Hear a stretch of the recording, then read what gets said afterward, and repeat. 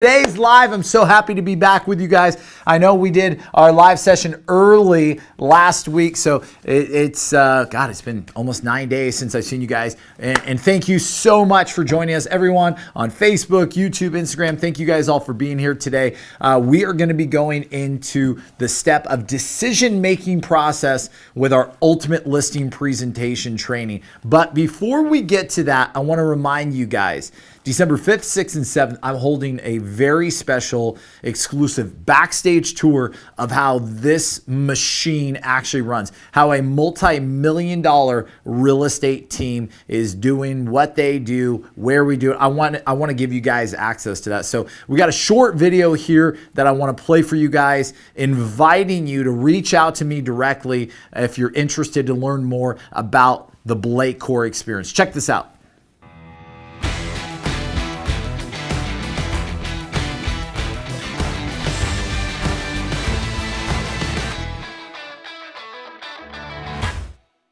Hey guys, I want to personally invite you to come to my house. Literally, come sit here in my backyard at my bar, have a beer with me, and let's talk about your business. December 5th, 6th, and 7th, the Blake Cory experience is going to be happening right here in Southern California, where you're going to have the opportunity to come and tour my office. That's right, it's a backstage tour to a multi-million-dollar real estate team that sells over 500 homes, $300 million in sales volume per year. And as the team leader, I don't sell a single one of those homes personally. I want to invite you guys to come down and spend 3 days. We're going to be doing rooftop bar, where the first day you get here, we're going to have a cocktail hour with my leadership team, all my lead agents and mentors, and with you guys, so you start to see the culture of our organization and the people that you should be putting around you. Of course, it's going to be really great fun. And then on Monday, you're going to come and spend the day at the office. You're going to be meeting with every person in the company. You're going to see how our company is structured. You're going to see job descriptions, scope of works. You're going to see KPIs that people are measured by. You're going to meet every single agent, every person on my agent support team, every person in leadership, and we are going to have an amazing time. You're going to see how meetings are conducted between my sales manager and my lead agents. You're going to see how orientation is completed for all new team members coming into the company, and so much more. Of course, in the afternoon, we're all going to head out to the wineries. I mean, this is wine country of Southern California, so that's what we're going to do. We're going to go have some fun. Head out to the wine country, and my entire team will be there with you guys, so you can take even more information down, take even more notes in that giant notepad you're going to be leaving home with on Monday. And of course, on Tuesday, we're going to be, once again, meeting at the office. We're going to be hanging out, going over a brand new marketing funnel I've never talked about it before. I've never coached on it. We're going to be unveiling that during this 3-day event. Then we're going to be going over, actually with my VP and recruitment manager, how to recruit, hire, and train outside salespeople into your organization. Then you're going to be working with my sales manager and lead agents to actually witness one of our Working with Buyers trainings. And then I'm going to be coming in and wrapping up the day with financials and profitability. And of course, we're going to come over and have some beer at my house. We're going to hang out and have a great time. Guys, if you don't feel that you got a return on this of at least 10x, let me know and I'll refund your entire money. But I know you're going to take home way more, because you're going to see something that you've never seen before, live and in person. Guys, I've visited offices before, and I was part of really high-level masterminds that gave us the ability to visit an office for an hour or two. You guys are able to do it for 3 full days and hang out with me, breakfast, lunch, and dinner, because I'm going to be providing it to you. We're not going to be apart other than sleeping, because I want you to take the most out of this experience. So do me a favor. If you want to come and witness all of this and hang out with me in my backyard and have a beer, click the button below, register. There's only 30 seats available. That's it. That's all I can fit at my office. That's all that I can really handle. 30 seats available. Go get your ticket right now. Click the button below, register, and I'll see you here.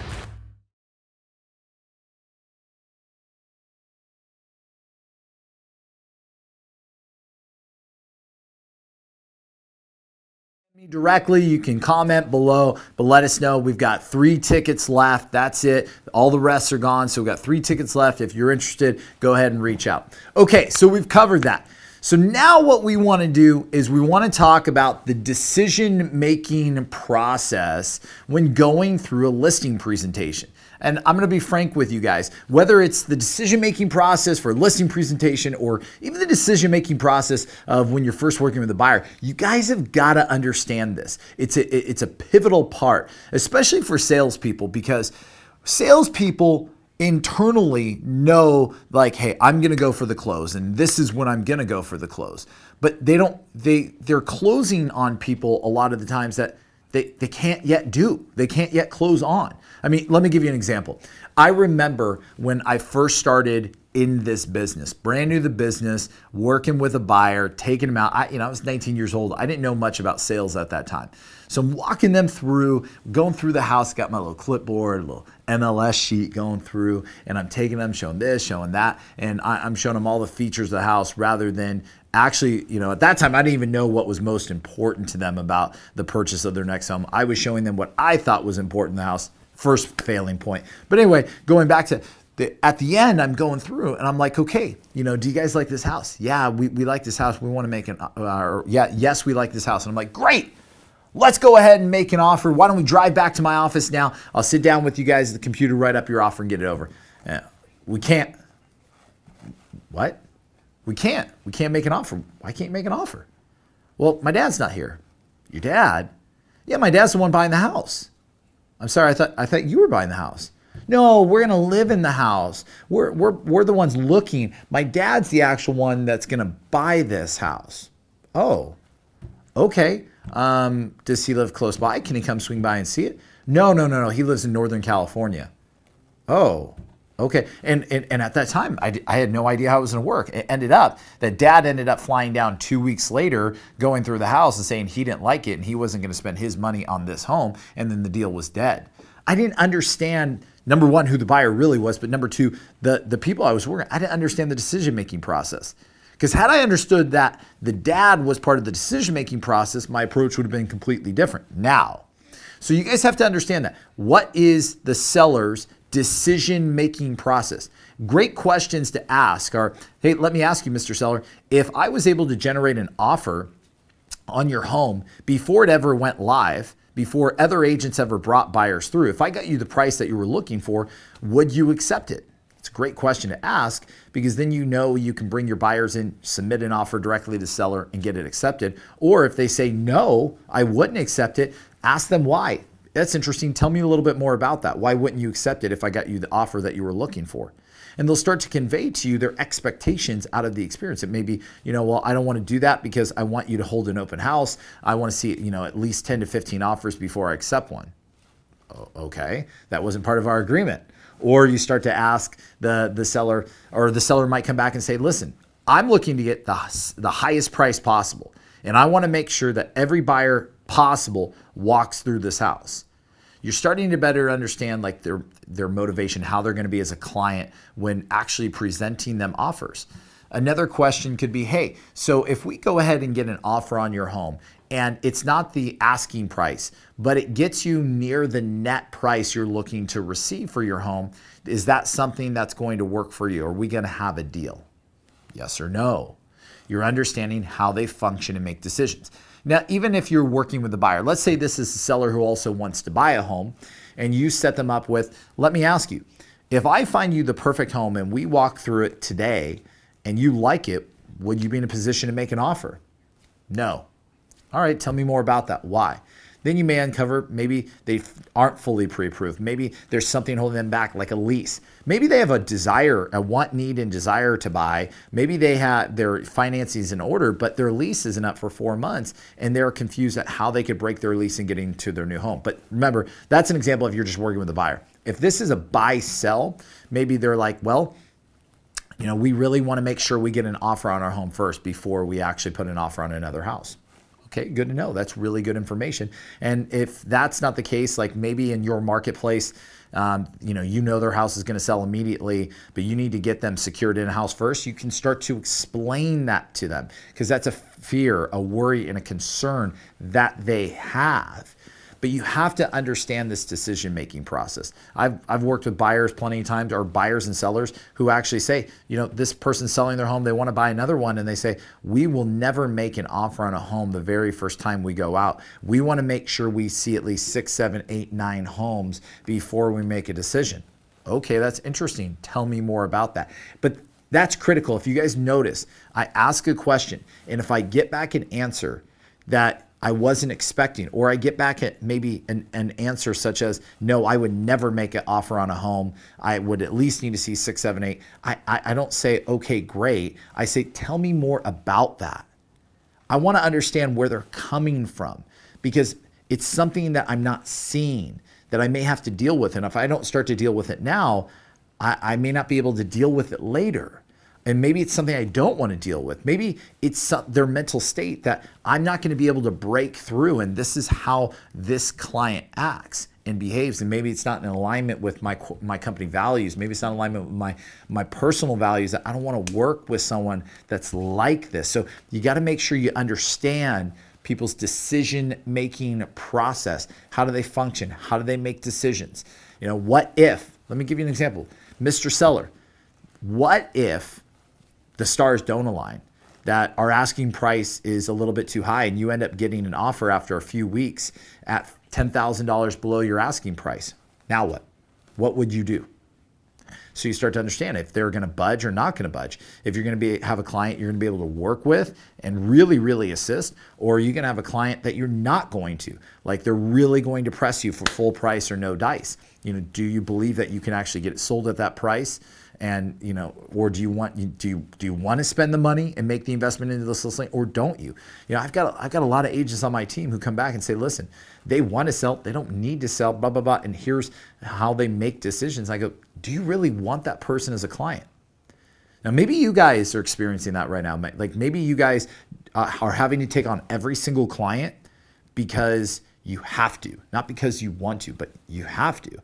So you guys have heard me talk about my ultimate listing presentation training that you guys can go check out. But I want to also let you guys know, if we also have a training that goes on every single day. It's at topagentlive.com. So you can go to www.topagentlive.com. You can actually watch, I break down over an hour my 4 pillars of success in real estate, and one of them being lead generation. The necessity for lead generation, so you always have the freedom to choose the people you do business with. This is really important. Because a lot of you, even though I give you all these steps that we're going through right now for the ultimate listing presentation, you may get to the point where I have to take every listing because I don't have any clients. If that's you, guys, go hop on topagentlive.com, go register. You're gonna see it's a free 1-hour training that I've put together that talk about what I consider to be the 4 pillars to success in real estate. And pillar number 2 is all about lead gen and marketing. You have to have a consistent flow of prospects and leads coming into your business each and every day. So anyway, today we've covered some questioning on decision-making process and understanding how people function and make decisions. By the way, don't forget, you need to ask the question, is it only you that's involved in the decision-making process, or are others, such as a father, such as a mother, grandparents, uncle, aunts, who else is involved? Because just because it's a seller doesn't mean that they're the only people involved in making the decision. It could be a child for that matter. It's a senior parent and they've got children that are involved in the decision-making process. Is really common. You got to understand that, because they're not only going to be involved in the decision-making process related to offers, they're going to be involved in the decision-making process whether you're the right agent or not. And right after decision-making process is presentation. You would never go into presentation, folks, if you didn't have all the decision makers there, because what's the point? You're not going to get a yes today, and you only want to present when you know you have the ability to get a yes. So understanding decision-making process, both accepting offers, but simultaneously who's involved in choosing the agent that's going to sell the house. You got to ask those questions. You have to have a clear understanding that if you present today, you're going to be able to get a yes or no. So that's decision-making process. Now, unfortunately, next Thursday, is Thanksgiving. We're off for that week. So the week after, we're going to be coming back and doing a live session on the actual worry-free listing presentation. I'm going to be breaking down my presentation with you guys. It's going to be a very, very special event. We've been doing all the work leading up to that. Number one, bonding and rapport. Number two, taco, or setting the agenda for the entire meeting. Number three, finding out the why behind the sale of the home. Number four, understanding the financials related to the sale of the home. Number five, now decision-making process. Now we've understood the client's why. We've understood the finances, like what they're looking to net, and we understand how they make a decision. They're the only ones making a decision. And if they just get the right net, they're going to be making the decision today. Great. This is someone I want to present to. So in 2 weeks, that's right, in 2 weeks, we are going to be doing a special training on breaking down the worry-free listing brochure that I've designed that we use here in our office. So I'm really looking forward to seeing you guys 2 Thursdays from now. Don't forget, we've got 3 tickets left. 3 tickets left to the Blake Cory experience, December 5th, 6th, and 7th. If you guys are interested to learn more about how a multi-million-dollar real estate team actually runs, like if you're interested, like maybe even thinking about, I want to start a team. That's great. Model someone who's been there. Model a team that's making millions and millions and millions of dollars in commissions. That's 70 people large, that has been built in just the last few years. If you want to have success, success leaves clues. Find someone to model. Guys, this is your chance, December 5th, 6th, and 7th, for the first time only, to come here, Southern California, hang out with me, hang out with my team. We're going to be going long, hard days of both work and fun. Come hang out with us December 5th, 6th, and 7th. Slide into my DMs or put a comment below. And guys, make it a great Thursday. I will see you on the other side.